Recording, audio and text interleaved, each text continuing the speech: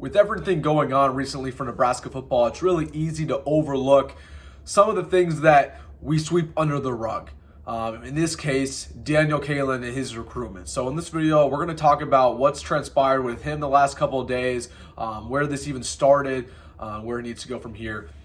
So it was reported, of course, on Monday, like we've been talking about, that Dylan Raiola is back in the mix for Nebraska. Later reported, or later basically inside information, that he committed to the staff. He told the players that he will come to Nebraska, and Marcus Satterfield called all the current recruits and told them that he was on board. The next day, we found out that Daniel Kaelin will start to try to look for schools to visit for. And it was noted that he was trying to get back with Mizzou. He previously decommitted from Mizzou, and he tried to get back with them, and they kind of said, hey, we already have a quarterback commit now. It's not happening. Then on Wednesday, it was reported that Daniel Kaelin will visit Michigan State this weekend, and that's looking very close to a done deal.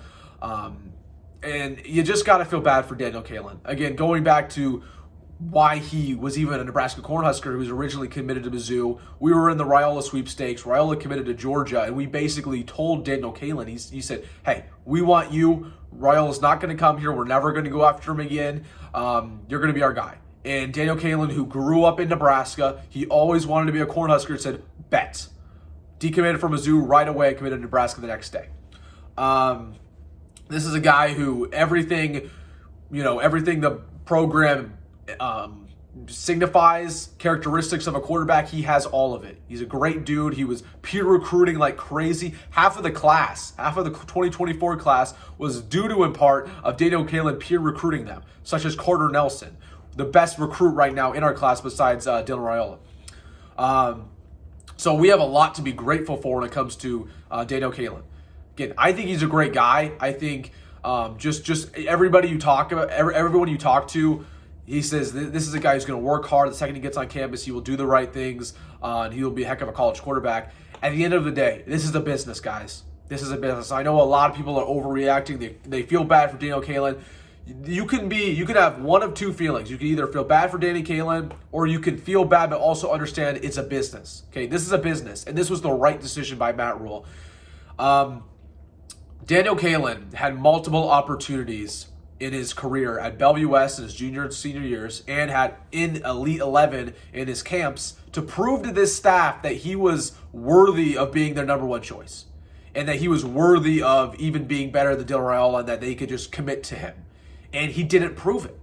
Dylan Raiola played better than him at Elite 11. Dylan Raiola had played a lot better in high school than he has. Daniel Kaelin, I watched Daniel Kaelin play a couple times at Bellevue West. He has the best receiver core in all of Nebraska high school football, and he did not play like it. And that's not a shot at Daniel Kaelin. I think at the end of the day, he's a very raw prospect, and he'll get a lot better. But he didn't play good enough for us to say no to the number one quarterback in the class of 2024. That's where I'm coming from on this. So absolutely, I feel terrible for Daniel Kaelin, because you know what? He wanted to be a Nebraska Cornhusker, and he peer recruited, and he wanted to be here. He signifies everything that a Cornhusker is, but it just didn't work out. And we had to make the best decision when it comes to rebuilding this program. You cannot deny Dylan Raiola. You just cannot. I truly believe that Matt Rule wanted Daniel Kaelin still in this class. But at the end of the day, when you're looking at Daniel Kaelin, if you're in his shoes, would you come to Nebraska after Nebraska just basically screwed you over? No. No, you would not. Nebraska lied to him. Nebraska told him that they were not going to go after Dylan Raiola again, and they did. They lied to him, and I would feel very, very hurt if I was Daniel Kaelin, because I'm the reason. If I'm Danny, I'm sitting here and saying, hey, look at all these recruits you have: Isaac McMorris, Davon Hall, Carter Nelson. You wouldn't have had these dudes without me. I'm the ones who said, hey, let's go team up on Nebraska. And at the end of the day, and then Nebraska went at the last second and said, hey, we're going to get Dylan Raiola. And then what's really the one that I would be really hurt about if I were Daniel Kaelin was the fact that Carter Nelson and Isaac McMorris were all tweeting and hyping up Raiola. And I'm sitting there, if I'm Kaelin, I'm saying, wow, like those guys really just turned their back on me. So I feel horrendous for him, but this is a business decision. It's a business decision. He will visit Michigan State this weekend. Michigan State does not have a quarterback in the class of 2024. They're completely rebuilding with their new head coach from Oregon State. I would expect Daniel Kaelin to commit to Michigan State. So again, it's the bad part of the business, guys. It's the bad part. I love Daniel Kaelin. I'm gonna root for him. Nebraska kid, always root for Nebraska kids. It's just unfortunate. This is the way it went down, and I feel terrible for him. But this is the right decision by rule. A lot of people are overreacting and saying that we needed Kaelin for whatever reason. We needed a backup.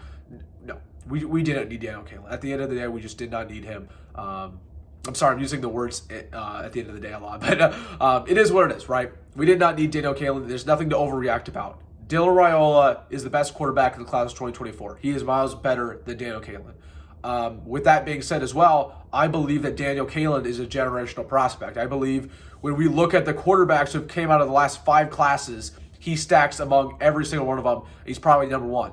I think he's the best quarterback prospect since Trevor Lawrence in 2018.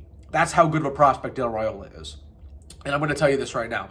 If Adrian Martinez can come here as a true freshman and start, Dylan Raiola can absolutely come here and start as a true freshman as well. So that is going to be the video, guys. Let me know if you have any comments about Danny in the comment section below. Please hit the like button on the video. It really helps me out. And subscribe to the channel. We'll have a video when he officially commits. Looks like it'll be Saturday or Sunday, so watch out for that. But as always, go Big Red, go Mountain Roll, and wish you, Danny, I wish you the best, man. See ya.